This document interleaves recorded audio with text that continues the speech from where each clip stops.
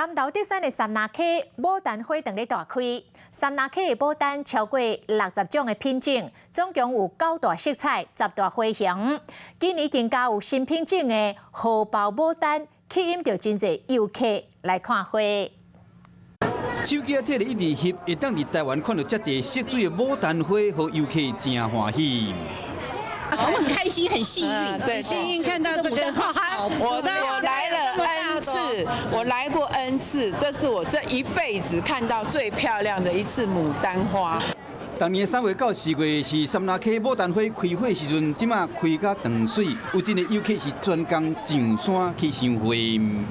目前的话呢，园区大概有这个呢86个品种，有9大色系，有10大花型哦。现在在我们园区里面有这个呢黑牡丹正在展示中哦。那黑牡丹呢，它是红的发紫，紫的发黑啊。德山镇三拿溪因为气候凉爽，加上园区人员专业栽培，或者变成全台湾上大的牡丹花区。有闲乡亲会当去欣赏代表富贵的牡丹花。